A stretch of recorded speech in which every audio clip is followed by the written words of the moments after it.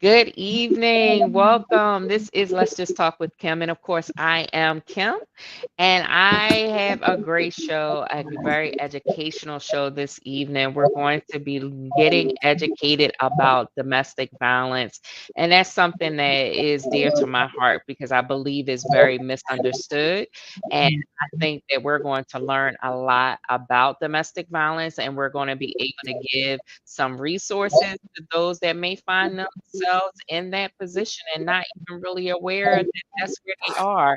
But we're going to learn a lot, and I have a very special guest, very dear guest of my heart, a long-term friend, and we also went to the same church together, Mrs. Angye Reed-Heath. And I'm just so blessed to have her here. So go ahead, introduce yourself. Tell the people about who you are. Hi, beautiful ladies. I'm so humbled to be here today to take a part of a conversation that's very dear to my heart as well as to my life as being a Mm, survivor of domestic violence.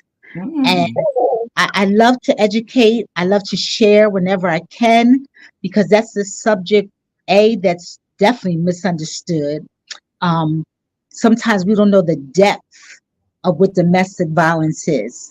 And mm, it's more than just the physical, it's the mental, it's the verbal, it's the emotional. Anything that beats your body and your spirit down is called mm, abuse. mm. And I'm glad I'm here to share what I have. So tell us Amen. you about a little bit about you. Like you're certified. You mentioned your coach, right? Yes, yes. I was a preacher's wife and a Mm, co-pastor. okay. And and my passion becomes so great because I think that's something in the church that is frowned upon and maybe disbelieve that Mm, people who are in the community of God will act in such a way. okay. Here I'm building a church, and every Saturday night it's verbal, it's Mm, emotional, right? It's mm, mental. And you're supposed to get up on Sunday morning and preach, and mm, you're Mhm. throwing objects and you're having a fit. And he tried, and I repeat, he tried physical once, and that didn't turn out the way he anticipated. But your abuser wants to do anything they can to demobilize you, to cause you fear, um, to make you submissive to a bully. mm, And everybody's situation isn't the same. I stayed as long as I stood there for my kids, but mm, he had numerous affairs with women in the church that mm, worked with me in ministry, which you saw is not who he really was. mm, He was a very insecure person, and people who administer domestic violence on your partner, your spouse, your children, whatever, male and female alike, there mm. are issues that go way back to their childhood, and you become the target of that, Wow. Mhm. whatever that is. If they were never affirmed, and then they become this adult in this big world, then they'll seek avenues to fill that void. Instead of dealing with that void, they just keep placing things on that void. And it Mm, never works and it never lasts because they never dealt with the root of it. mm, So if they're in a marriage, it doesn't work. They want to control you, they want to control your finance, they want to control your thinking, they want to control your movement, everything by fear.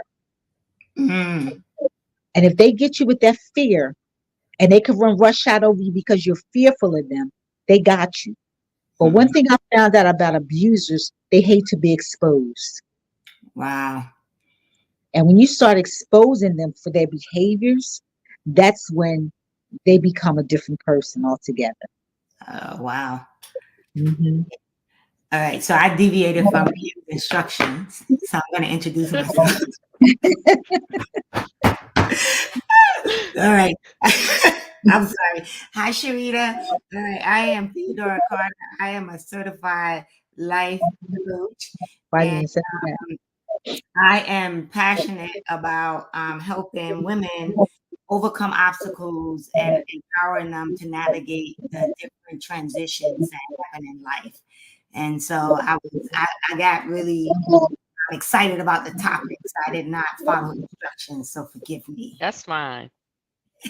I didn't either, so forgive me. I'm It's sorry. okay because I know domestic violence is a very passionate subject, and it's a very sensitive subject, and I think that it is very dear to my heart because that's something that I always like. I watched the movie Burning Bed when I was Mhm. very young with Farrah Fawcett, and that was stuck in my head from that age moving forward, Mm, of what I did not want to happen to myself, and I never understood how it could happen to other people, and I Mhm. wondered, like, what could I do? How could I help? How could I mhm, get women, out of that situation? And I remember I had a friend who was kinda in that situation. He was more, mental abusive with, mm, my girlfriend, and this was when we were very young. She was living with him. We were, like, straight out of high school, and he mm, was mentally abusive to her and controlling, and I would do anything to get her out of it. Like, she would call me for some time and, say stuff was going on, and I would come over there like Rambo to get my friend, and Right. she would go back, and I never understood, like, why she would always go back. So can you talk a little bit about that stage for women? Two things Mhm. of why sometimes women won't leave and why sometimes they come back or they go back, mm, or Well, if I men. could take the right, if I could take the first um, question, if I'm hearing right, why they won't leave? Mhm. Sometimes they don't have nowhere to go to. You'll be surprised, um, the women and men uh, who may be not a citizen of the United States, mm, who may have come from abusive backgrounds. So this Mhm. becomes accustomed to them. From a child, they're used to being abused mentally, sometimes physically. Then they meet a partner who's abusive, and there's the only light that they see is it's in a different place. mm, But the abuse cycle continues to go on and on and on until they're able to see it and break the cycle. So some Mhm. women don't have anywhere to go. Most abusers, um, they have your money. If you work, they want to take your money. Or if sometimes if they think you're too strong, they don't want you to work. They want to control all the Mm. finances and they want to ration out what they give to you. So I'm up against, if I'm not a citizen, they still have my passport. They have all my important documents. If I am a citizen, sister of any color, creed, mm, a brother as well, I don't have anywhere else to go. I can't go back home to my parents, or I'm afraid to go to my family because he's going to come and get me. mm, So it'd be better for me and the children if I stick and stay. If I learn to be quiet, if I try to do whatever I can to make him happy. You'll never be successful because they don't care about being happy. They're allergic to peace. mm, So you have the woman who doesn't have anything or who he holds everything, or the woman who has children and know that he's going to take care of children, but she can't leave her children. So now I'm drawn back, right? mm, Right. If I leave and I'm staying with someone, then they're giving me probably a limited time as to how long I can lodge here with them. I don't have any money. Usually that's the case. Um, mhm, he's going to torment wherever he finds out that I am. And by law, he has to know if we have children together. So mm, it just might be better and easy for the children for me to go back to this abusive situation. At least We know we have our own food. At least we know we have our own beds. At least we're in our own house. But the behavior never changes. Mm-hmm. So women who don't have a, a resource as to a strong family, who's there to protect them and to help them, if you don't have those women, everybody's going to go back for the Mm, most. Come hell or high water, they going back. The blessing in my situation came from growing up when my parents always said, especially my mother, you have each other. And if one hurts, you all hurt. mm, That time I was living in North Philly, and she said, if they hit one of you, you jump them. mm, Right now, today you get locked up for saying something like that to your kids. mm, That's the mentality that was innate in us. Mm-hmm. If one hurt, we all hurt. mm, If Yeah. one is left behind, you go get that one. So when mm, I left my businesses, I left a house, 5 bedrooms, 3, 4 bath, land. I left all of mm, that. But I had a family who said, you're going to come home and we're going to fight, go with you through that. That's not always the case. You did that to your girlfriend, but mm, that's your girlfriend. So she's thinking, okay, this is my girl, but how long is before she gets tired of me? mm, Brainwashed you so much that nobody doesn't want you. You're not worth anything. Why would somebody be with you? You are a burden. You are, you're trash. So take all of that and you see that you can't stay with people that love you because you're brainwashed. You're Right. constantly on edge. yeah, How long can I stay before they put us out? yeah. I was gonna ask you that. I was gonna ask you like at what like was there ever a period where it was so much mental stuff thrown at you that you got to the point where, because I know people who will say that they get to the point where they feel like they did something, right? Like they make excuses for why the person, like, oh, I made him mad or I did whatever, right? And part of that comes from the mental, right? Like thoughts that Mhm. Yes, it comes from the mental, it comes from them gaslighting you. are. Mhm, It comes from them manipulating and turning the situation around. mhm, A little short story about that, and Kim can attest. I have 4 boys, 4 boys, right? So he was working in ministry and still working another job.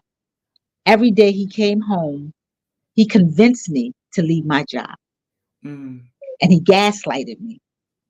Why would you work so hard and you have the opportunity to stay home with our children? Da da da da da da da. You're giving this, you're exhausted. All that sounds good, like somebody cares about you, right? It was all just to gain more control. mhm, 'Cause if I gave him my financial security, then I had to depend on him, Him. Right. mhm. right? At that time, we had 5 streams of income. 5. Do you know he did not want to give me one?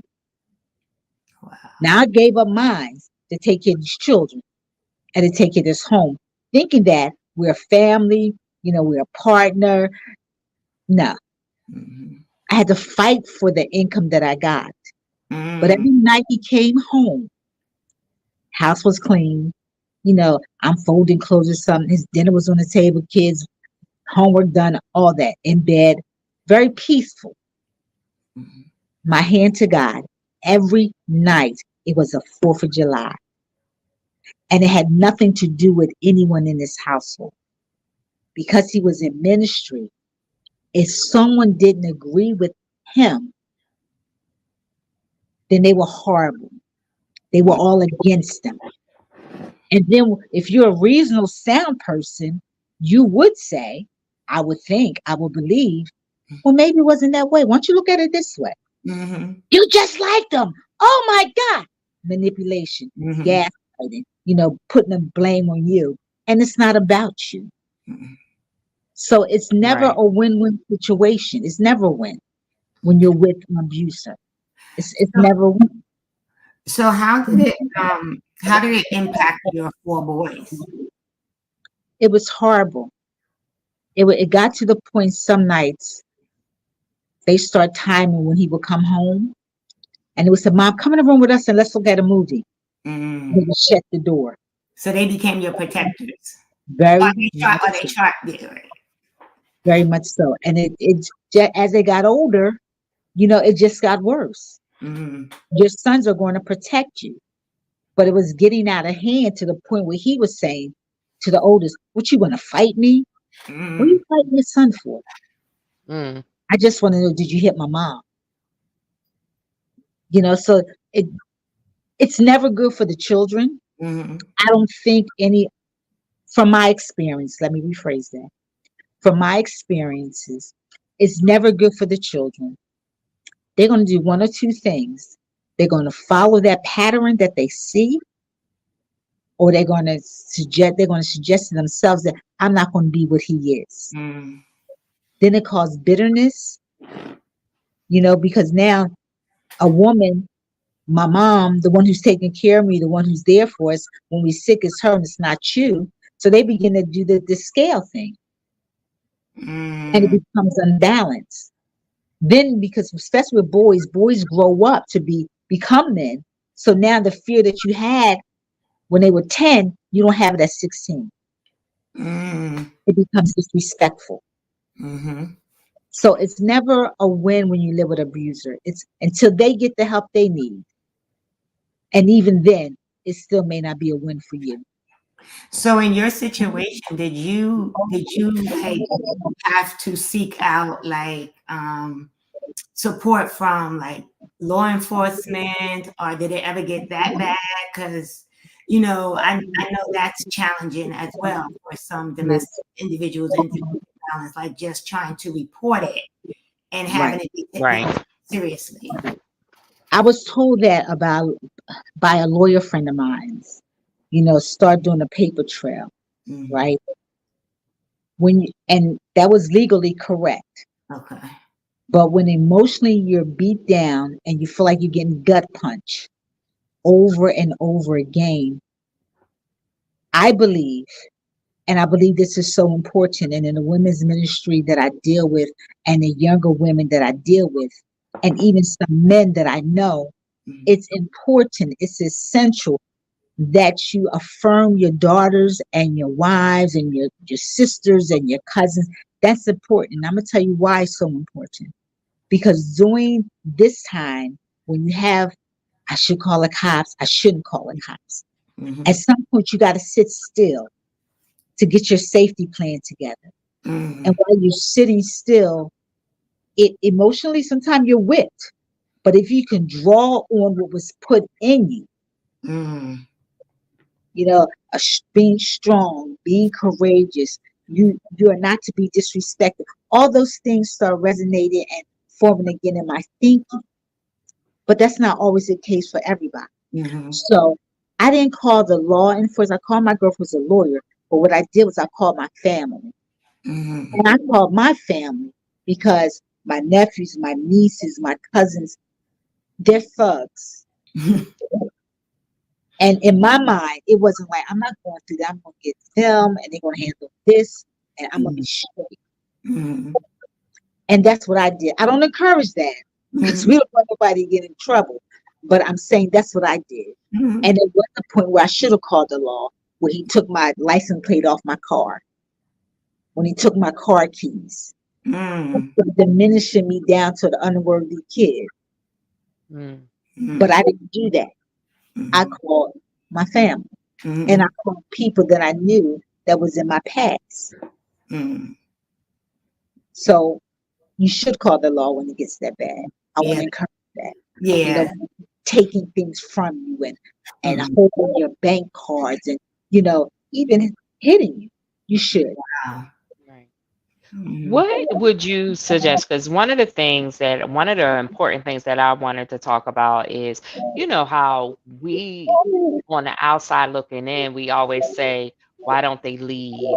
Why don't they, or what can I do to help? What is the best way to really support someone that you see going through domestic violence? One, I'm gonna say this again. They can't leave. Most of the time, they can't leave because they don't know where they're going, and they don't know where they're going to be safe. Mhm. So There are some sisters who kind of formed this.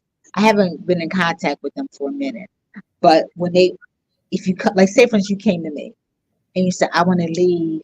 I don't know where I'm going to go." The worst thing I can say was just leave. It's not that easy. Mm-mm. Because usually when you leave in a second. As soon as Right. you get a moment of being free, you're leaving.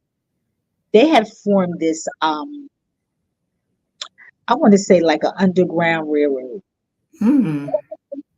And I don't know, I have talked to one of them, but hopefully they're still doing what they do.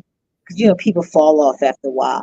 But what they did do, if I'm in Philadelphia with my abuser, but my family's in Maryland, and Kim, you're the one that I know, I can talk to or whatever, and you are part of this, then you will call, they kind of go down the thread. Or I'm going to get Mhm. this sister, I'm going to take her somewhere. Who's going to pick her up from there so we Mm. can get her to her people? So they will kind of do that. So if the abuser sees her in one car, then they're going to switch off to another car. And they was doing this for a while. They were putting people on trains, making the connections like, um, to their family. We're putting them on this train this time, whatever, or him or whatever, Mm. in case maybe to get them. I would offer, first of all, make sure that they're ready to leave. Mm. Make sure they're ready to come out of it. Because so many times I personally have stuck my neck out, put myself in harm's way to protect someone and their children, only and put them in a hotel room, only to find out the next day they weren't there. Mm. They were right back. Sometimes you're so beat down you don't have enough strength to take that journey, Mm. for Right. freedom, for peace. It's been so long since you even had that in view. So I would suggest to you or anyone, if you're going to help someone, um, make sure they're ready. Mm. Be patient with them because sometimes they leave with nothing like me. Mm. So all your important papers are back at the house. Mm. Your babies may be back at the house. So if you're going to help them, have somewhere for them to go. If it's your house or wherever, don't just say leave. Have something for them. Have a game plan. Okay, I'm gonna go get them tonight. Then I can put them for a couple of days in the hotel. I know they're safe or whatever the case may be, right? And then find out what they really want to do. Because in those 2 days, you're gonna know Mhm. whether they're gonna go back or whether they're determined with tears and all to go on this new journey called happiness and wholeness. Mm. But it's not that easy.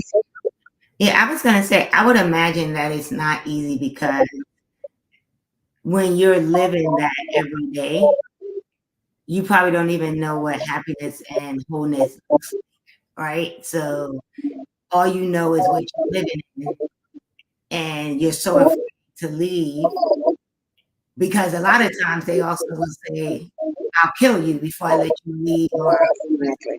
right? Or they'll kill your family. Yeah.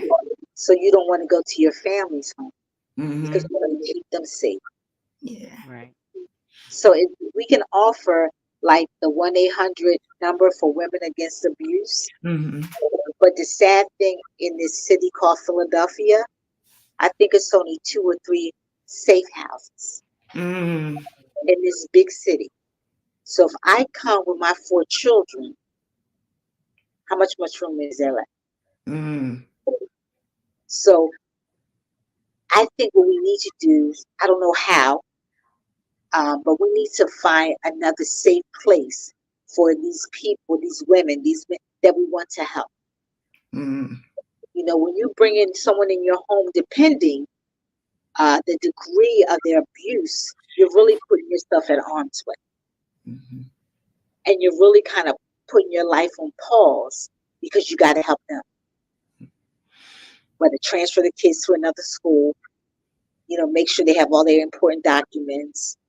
She probably doesn't have a job usually, or find another job.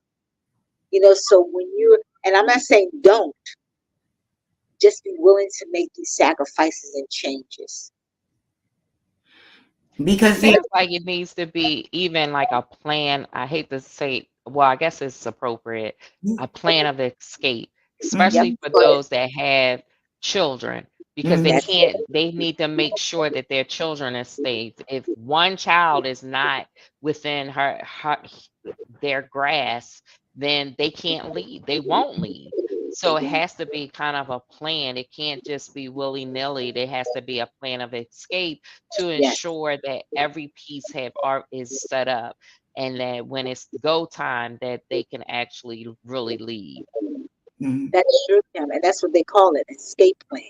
Mm-hmm. Mm, They ask you, or if you hear domestic violence training, or if someone has gone through some domestic violence counseling, they'll ask you, what is your escape plan? What does that look like? If you can leave tomorrow, what does that look like? And the person who's trying to help them, and if they know, they have to share with you their escape plan. Mm-hmm. You mm, all can be on the same point, because some abusers are very horrible. I think they need to be put in jail for the rest of their lives for the Yeah. punishment that they inflict upon people and children. Yeah, because I was gonna say I can imagine that it also is dependent on the level of abuse, right? Because you have some that are so like they think of you as the person as their possession, right? So they will go to any length to find where you're at, to find the children, to take them out of school, to turn the children against you, right? Like so it's like that whole there's so many layers. It it's a lot of layers, and I'm not going into the political aspect, but I will say that we need different laws Mm-hmm. to protect women and children, right? Um, Sister I was dealing with, her abuse was horrific. She had to put her children into foster care in order to keep them safe. And we know what foster care is like, right? Um, and then tried to escape somewhere by herself. Her mother made her go back. Her Mm-hmm. mother cared about the finances she was getting from the husband and made her go back, but she couldn't go back with her children. So she had to put her children in foster care because she saw what he was doing to their children. mm, Some abuse, and these are real stories. Some abusers are so um, heartless that one sister had a baby, and that same night he wanted to pull her in the bathroom to have sex after she just had a baby. There's so many horrific stories, and my posture is, how can I help change the law? God bless me with enough finances that I can get 2 or 3 safe houses. Because Mm-hmm. sometimes that's the only way that we can help Mm-hmm. them. Domestic violence is bigger than we can imagine. And here, there was a first lady who was going through she was a minister's wife. She Mm-hmm. was going through domestic violence with her husband. She went to her pastor, and she shared her pastor what she was going through. His response was, just pray quiet. Do everything he says, but just keep praying. She went back again. Pastor, it's not getting any better. He's beating the crap out. I can't take it. It's going to be all right because he's not like that in church. It's going to be all right. So the mm, ignorance of some people in church, that's number one. She went back in obedience because she looked up to her pastor. Mm-hmm. Went back in her obedience, and I'm not lying. 4 months later, they were eulogizing her. He killed her.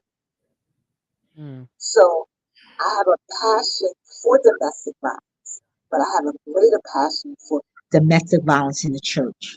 How can we support? Where are we going to send them? Who's there to help us to help them? So I Yeah. don't know. I hope I kind of answered your question. No, I mean it's a tough conversation, right? Like literally, I'm sitting here trying to hold back tears because it is, especially when you think, because, we're all believers, and yes, prayer definitely helps, but there are certain situations where you can't pray stuff away, right? And for a woman to go to her pastor and seek help, and then Mhm. moments later you got to stand at her graveside, right? Because we don't have the necessary laws. Like when you try to file a complaint with the police department, there's so much, you got to prove this, you got to prove that. Like he has to do this in order for you to even go after him, right? And like you said, the resources, right? That like even just trying and then in trying to help them, being careful because sometimes trying to help them, you make it worse, Yes, that's right. right? That's why. Yep. You have to It have that has to be checklist. organized. Yeah, I think it has to be an organized plan. It Mhm. can't be willy-nilly, and you have to make sure, like you said, because some people you say, why won't they leave? Well, they don't have anywhere to go. Where they going? And they don't have anywhere safe to go because they can't really go with you because he knows you. So he's going to come there and get them, Mhm. or whatever the case may Mhm. be, or it just needs to be more thought out, and it needs to be Yep. more resources, and I think more conversations like Mhm. this so that people are more Yes. cognitive of what domestic violence is and how what resources there really is and how you need to go about it. And sometimes you have to be it's sad, but sometimes you like you said, they got to be ready. Mhm. You have to be supportive of them. Mhm. Yep. You can't just give up. Yeah. Because they won't leave. You got to be supportive and be there for them until, like you said, they're ready to go. Because Yep. it's just like, you know, any other condition, you're not going to talk someone into it. They have to be ready. And Exactly. and I feel like you gotta have like someone like you've experienced it, right? So someone that's able to that they can relate to, right? And but also someone that could kind of also speak a little life into them, right? Yes. Because Yes. a lot of it is that mental, like this person has beaten them down so mentally to the point where they actually believe they deserve Oh yes. Oh that, yes. Actually. right? Yep. Yep. That's the manipulation Mhm. that they have on you. Um, nothing will ever be right. You will never be able to do anything right. You know, they're if you expose them, quote unquote, why would you do that? You know I love you. I just had a hard day. My diabetes sugar was up that day. Mhm. Any excuse to make you second guess what's going on. Mhm. You know, and usually with that, their infidelity plays a big part, Mhm. right? So when they get caught in that situation, you even feel worse. Because if you were doing what you were supposed to do as a partner, as a wife, then I wouldn't have to do this. You made me do this. Do this. Mhm. Yeah, I was really just thinking of that. Mhm. That's the Yeah, other thing. It's your fault. mhm. Mhm. It's Yeah. it's your fault all the time. I know someone now, and I had to step back because I had everything lined up to help her. And she couldn't come with me, but I had all my Mhm. dots connected because she asked me. Mhm. He moved another woman in the house with them. And I couldn't give my opinion because that's not what they need. Mhm. They need all You facts. need to, yeah. And my response was, are you a woman? Well, yeah. Do you think you deserve respect? Yeah. Are you the wife or you the side chick? Well, I'm the wife. Well, then the house should be cleaned out. In love, but tough enough, not to tell them what to do per se, but Mhm. to help them get in their rightful positions. Mhm. Mhm. Now she's moved out Mhm. because for months I was nothing but someone she could dump on, Mhm. dump to, because It didn't make sense now that I'm out. It didn't make sense, but I'm not in her situation. Right. So I had to just be a listening ear and praying the whole time. And finally, her and the children left. Mm-hmm. She took her money and she did what she needed to do for her and the children. That's not common though. Mm-hmm. That's not common at all. I think because I represent, but not limited to, the women in the house of faith. A lot of our pastors and leaderships, I had something at our church, my church that I used to go to, um, and was 40 people signed up in leadership the day of the event to educate them. This is something, another tool that you need in your toolbox. When you Right. counsel, this can come up. Very thorough presentation. Went to class for it. This pastor is phenomenal in this. Mm-hmm. Wanted to share. Came the day of the presentation. I think 10 showed up Mm-hmm. because it's easier for me to turn my head than to have to acknowledge what is really going on, or have to understand that a guilty conscience need no accusers, that I may be the one she's talking about, Mm-hmm. Mm. right in our house of faith. Mm-hmm. This thing is, I don't know why we shy away from it. I'm not sure. I haven't gotten to that conclusion yet. Um, we'll deal with a drug addict in a minute. When it comes to someone being domestic, in a domestic violence situation right in front of our eyes, we can find excuses on why he treated her like Mm-hmm. Mm. that. The accountability is like this.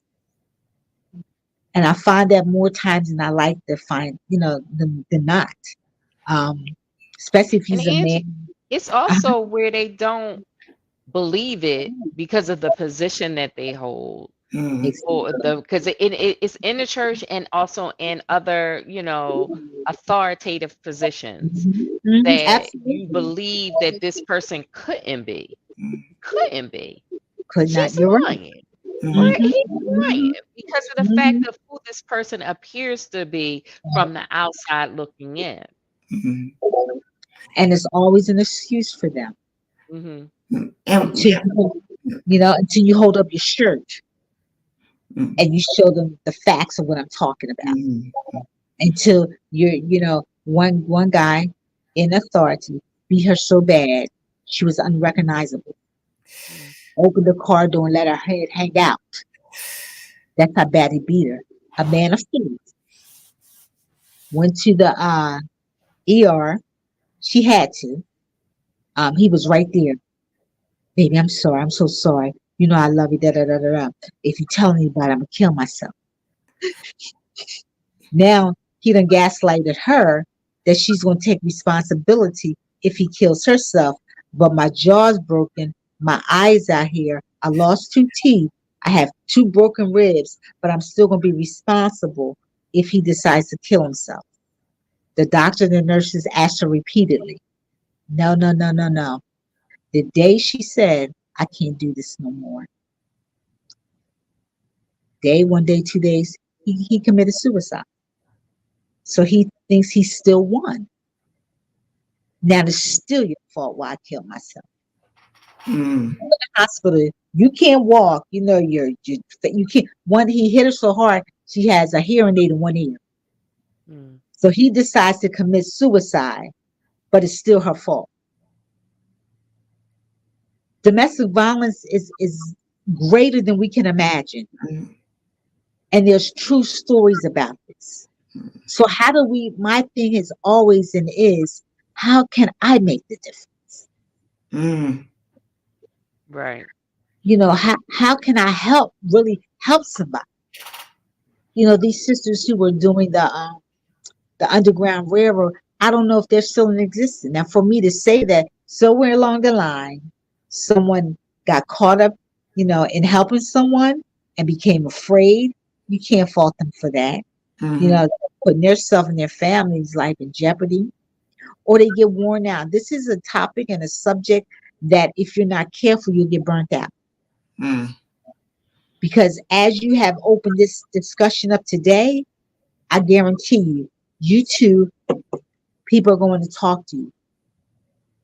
It would never be something big in Mhm. ministry because it's an embarrassment to be in a domestic violence relationship Mm. because we're so full of pride, right? So to have 5 people this week, that's a blessing, and to have one person next week, it's the process of this topic. Mm. Very shameful because now you think that I'm weak because I allow someone to do this to me.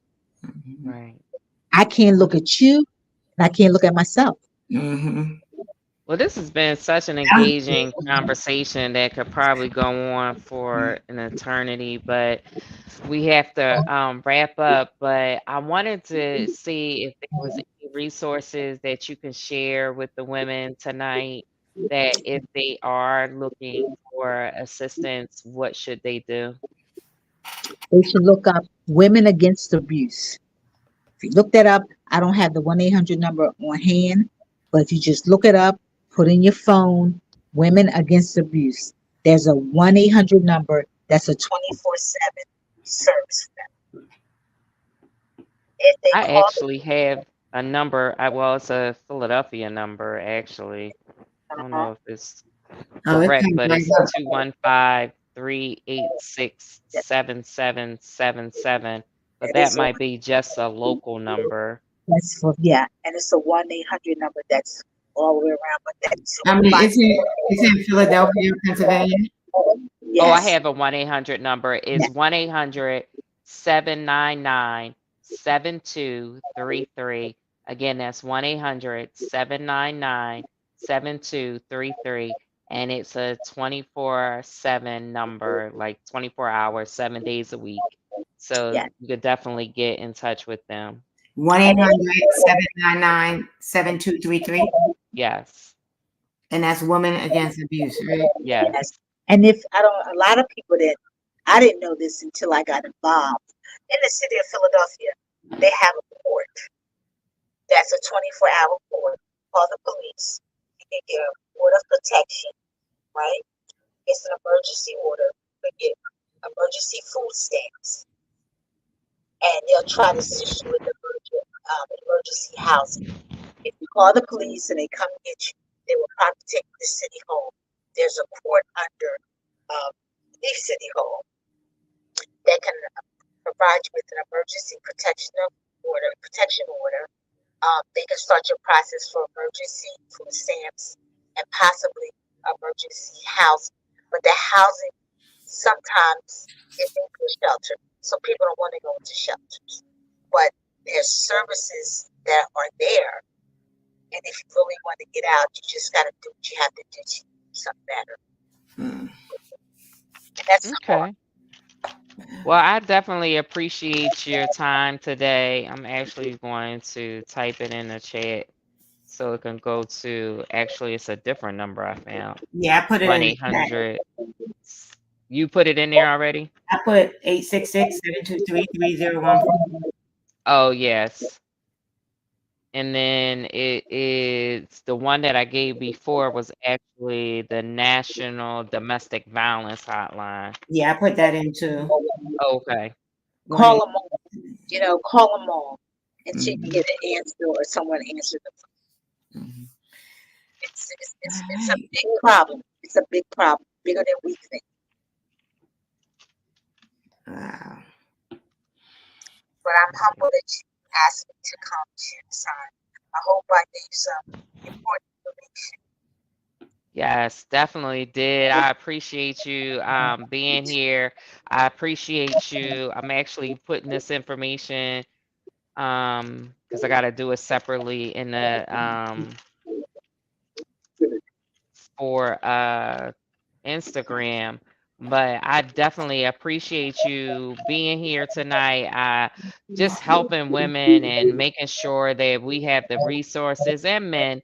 I don't want this to Yeah, that's be right. about women because men are abused as well, Yes, they are. and Yes, they they need assistance as much as the women do. So it's for men and women that are. Yes. need assistance and don't know what to do, where to go, or if you know someone who need help, we definitely want to be a resource for them and to make sure that they are know how to help somebody if they need to. So I thank you so much, Angie, You're for welcome. coming out. And is there a way, like, what is if someone wanted to get in touch with you, how would they do that? I'm gonna I say prefer if they go to Angye, Angye, Reed, R-E-D, on Facebook, and just inbox. Okay, say it one more time.